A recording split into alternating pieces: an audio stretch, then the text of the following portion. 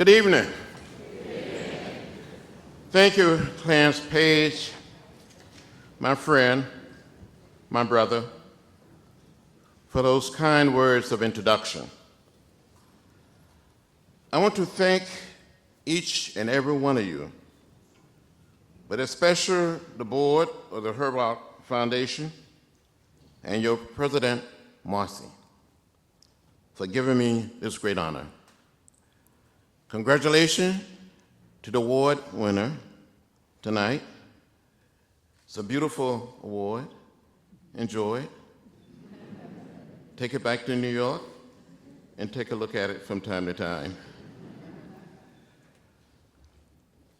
Now, you heard Clarence tell you that I grew up not in a big city like Washington, D.C., or New York, or Atlanta. I grew up in rural Alabama, 50 miles from Montgomery, outside of a little place called Troy. Clarence Page told you that my family was sharecroppers, or tenant farmers. And I remember so well, Clarence, when I was a little child, about 5 or 6, maybe 7 or 8, I fell in love with raising chickens. And some of you probably read someplace that I wanted to be a minister. And we would gather all of our chickens. I'm not considering your chickens tonight, but we would gather all of our chickens together in the chicken yard. And my brothers and sisters and cousins were lined outside of the chicken yard. And I would preach to the chickens. And when I look back, some of these chickens would bow their heads. Some of these chickens would shake their heads. They never quite said amen.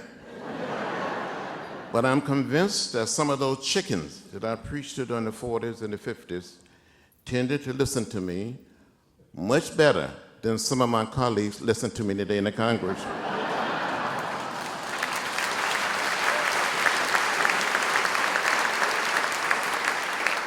And some of those chickens were just a little more productive. At least they produce eggs. Well, that's enough of that. I love art. I love antiques. And whenever I have time, I love to rummage around old shops and galleries to see what I can find. Several years ago, I was knocking around Wexler Auction. Some of you who live here, you know where it is? In downtown DC. And I discovered a cartoon poster for sale, signed by Herblock himself. It was one of my treasures. It was defending consumer rights. Herblock was one of the most unbelievable and maybe the foremost editorial cartoonists of the 20th century. When people like Rabbi Herscher, the Sisters of St. Joseph, and A. Phil Randolph, and hundreds and thousands of others participated in the movement for change that spread across America. When we sat down to open up our democracy and allow every citizen to have a vote and a voice in our nation's future. I don't know whether Herblock ever met Dr. King. I believe he did. I don't know whether he ever spent any time in the Deep South. But somehow this young man, who grew up in Chicago, lived in D.C. for many, many years, was able to capture the heart and soul of our movement. His drawings displayed the very essence of what we hope to accomplish. Ours was more than a struggle for legal rights. We were trying to build what we call the beloved community, a society based on simple justice that values the dignity and the worth of every human being. Each Herb Block cartoon is like an essay on all of the great issues of yesterday, but they touch on universal truths that make his words and images so fresh. They read as if he was still standing at the drawing table in the Washington Post today. Herb Block, this beautiful spirit, this prince of a man, used the power of his pen, of his pencil, to confront the overreach of government, the destruction of war, the need for immigration reform, the evil of segregation and racial discrimination, the need for gun control. These are the same issues we are facing right now. In fact, my friends, today we as a nation are in danger of repeating some of the same issues, some of the same tales of our dark past. I thought, and I wanted to believe, that we have learned the lessons of immigration and inclusion when we deported millions of Mexican Americans in the 1930s. I thought we had learned the dangers of tyranny when we sent Japanese citizens to internment camps in the 1940s. I thought we understood the threat of militarism from Hiroshima and Vietnam. I thought we would never, ever forget the moral need for a true democracy from literacy tests and poll taxes, and that we were pulling down the burden of segregation and racial discrimination. Maybe you did too. As a reporter of American history, as teachers, as scholars, as lawyers, as doctors, and men and women of hope, of goodwill, we must ask ourselves why we are so close to returning to our dark past today or yesterday. Did we not tell the warning stories enough? Were we so comfortable with our own lives that we did not see our nation slipping into darkness? Psychologists say regression is a tool we use to protect ourselves from stress.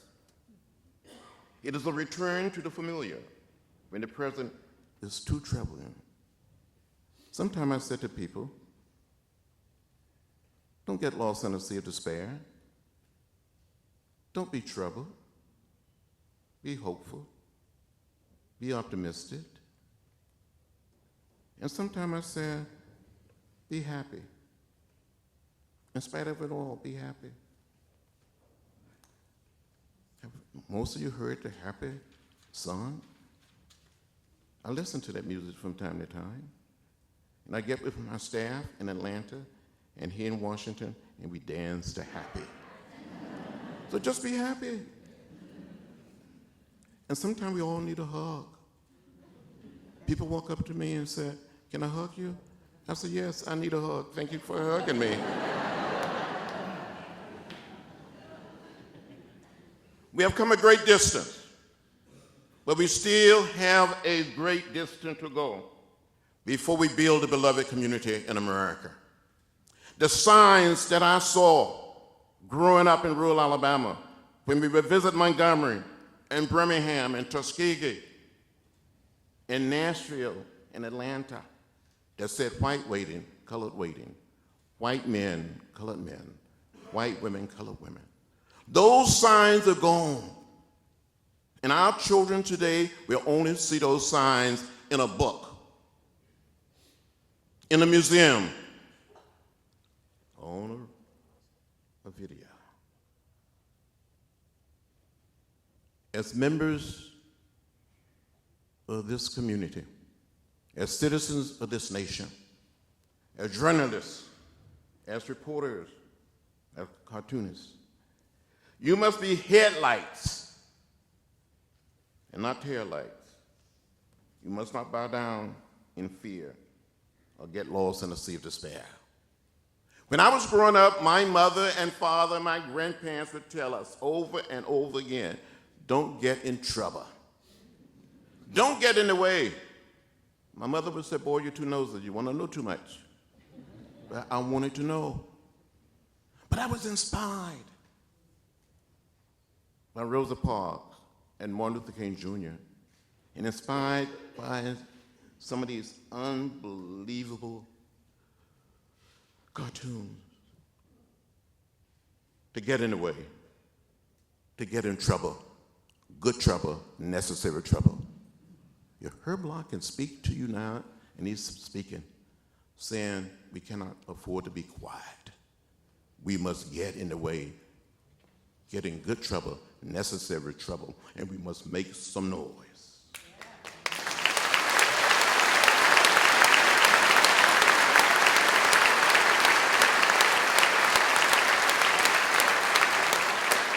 Growing up and getting involved in the American Civil Rights Movement, some of us were afraid to speak and afraid to be quiet, afraid to stand up and afraid to sit down. We were afraid to be afraid. But there come a time when every man and woman decide to put the burden of fear behind us. You must stand up and meet the test head on. And I said, as my young brother said earlier, we need you to stand up now more than ever before. We must stand up. I've had an opportunity to meet with every single president since President Kennedy. To travel to Rome years ago and meet the Pope. And hear Pope Francis come here and speak joint session of the Congress. We talked about Selma, Dr. King, and the march from Selma to Montgomery. He talked about immigration. And he said, in effect, we all are immigrants. We all come from some other place. There's no such thing as an illegal human being.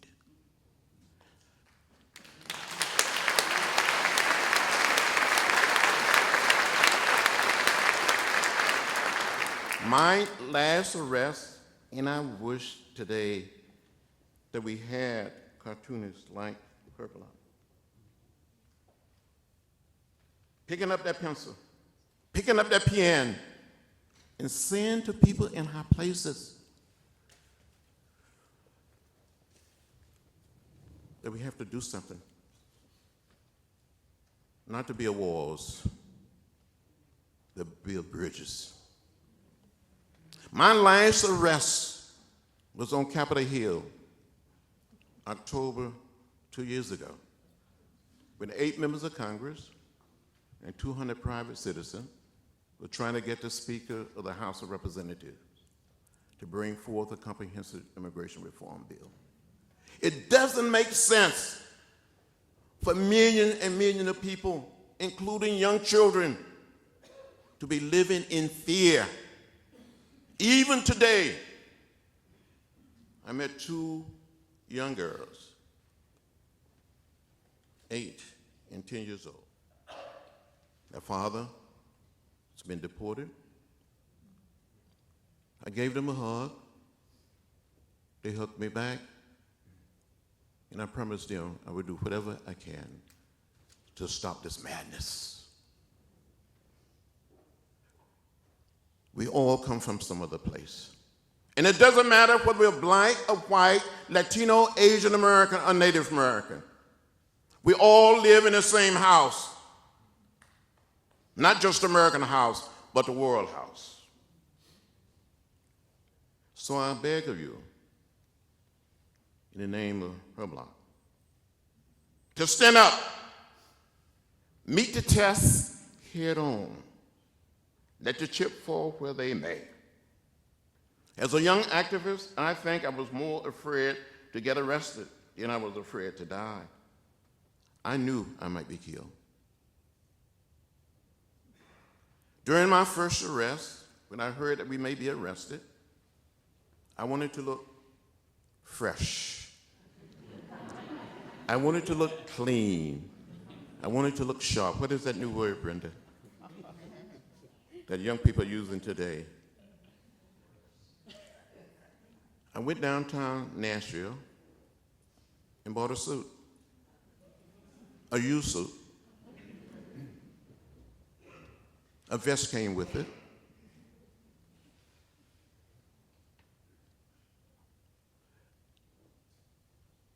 I did look sharp. I did look clean. If I had that suit today, I probably could sell it on eBay for a lot of money.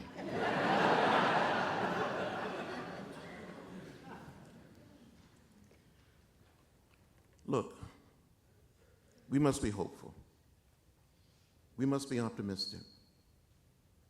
But we must continue to try to redeem the soul of America and leave this little piece of real estate we call Earth a little cleaner,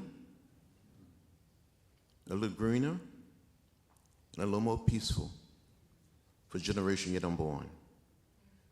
I think as citizens of this planet, as citizens of America, we have a right to know what is in the food we eat, what is in the water we drink, and what is in the air we breathe. We have that right.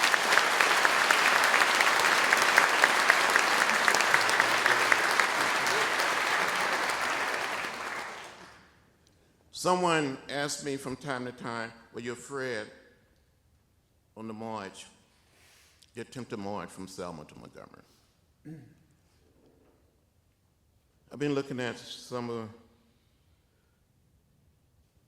the cartoons of this wonderful man. Some of them made me laugh. Some of them made me mourn. Some made me cry. And I said to the young people, to the students, if you haven't seen, go back and look at some during the 40s, the 50s, the 60s, and 65. He depicted what was happening in Birmingham, in Montgomery, in Selma, in Mississippi. We have come a distance. We have made progress. But I feel sometimes that is a deliberate, systematic effort to take us back, to arrest the progress. As a nation and as a people, Herb Block is saying that you cannot go back. You must go forward and do what we can, do what we may, not only to create the beloved community, but to redeem the soul of America. Or do what Dr. King urged us to do, and to believe that we're one people. We must learn to live together as brothers and sisters, or we will perish as fools. Now, I'm very hopeful. I'm optimistic. But you know, just a little more than a week ago, a little less rather, we had a vote to repeal Obamacare, but that didn't happen. We came to the edge, but we didn't do it. There's a group of people that want to deconstruct the administrative state. That means Social Security, Medicare, Medicaid, get rid of the IRS, the EPA, labor rights, and most of the federal agencies. I think what Roosevelt and Truman and Eisenhower and Kennedy and Johnson and Barack Obama try to do to set America on the right path. I don't want to go back to the good old days. I want to go forward. Just think in 1961, when I first came to Washington to go on something called the Freedom Ride. 21 years old, had all of my hair and a few pounds lighter. Black people and white people couldn't leave this city, couldn't leave the nation capital, seated together on a Greyhound bus or Trailway bus and travel through Virginia,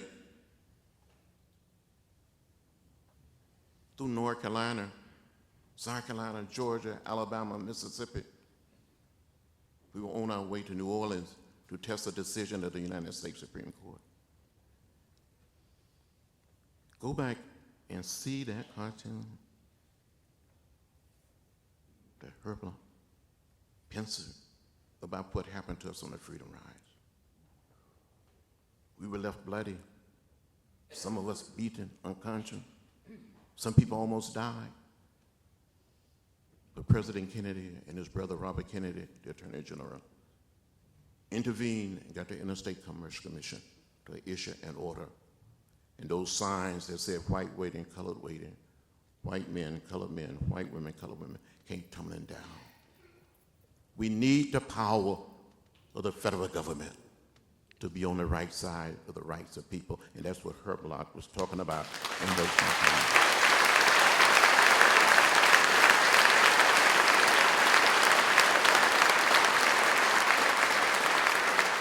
There was so much hope, so much optimism. We need that sense of hope. We need that optimism now more than ever before.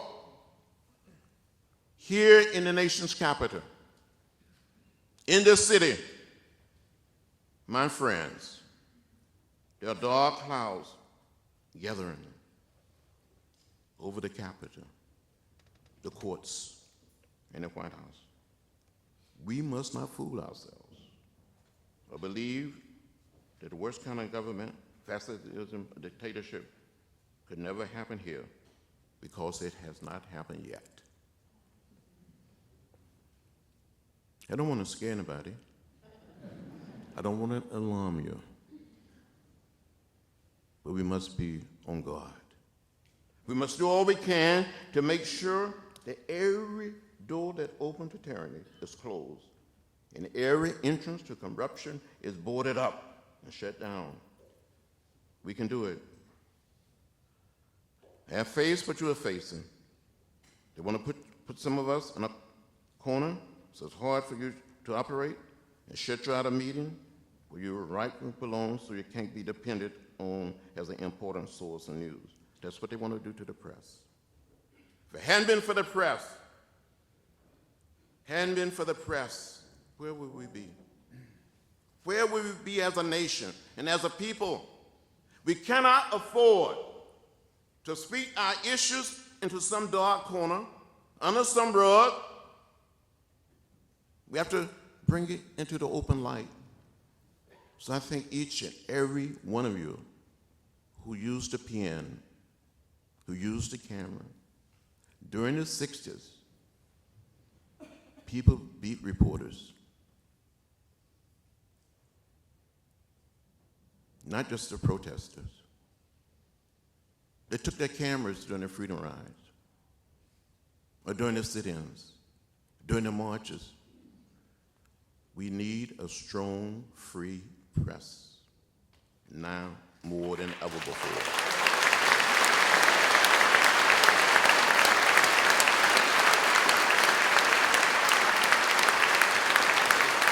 So I just want to say to you, in the name of Herb Block, never ever give up. Never ever give in. Never lose that sense of hope. Stand up, speak out.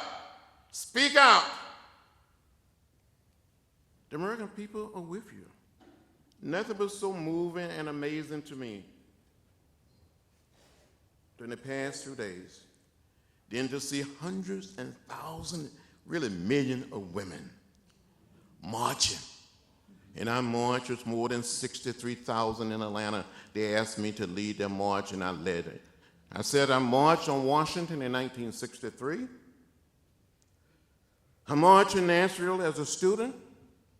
I marched from Selma to Montgomery in 1965, and I'm ready to march again. As Dr. King would say, there's nothing more powerful than the marching feet of a determined people. We can march to the ballot box, but we can put on our marching shoes. We can pick them up and put them down to inspire another generation to be brave, to be courageous, to be bold, to be bold. We must be on the right side of history. Our children are watching us. They're saying, Grandma, Granddaddy, Daddy, Mama, brother, sister, what did you do? What did you say? We all must do something to save this little piece of real estate we call America. Not just for ourselves, but for generation yet unborn. Thank you very much.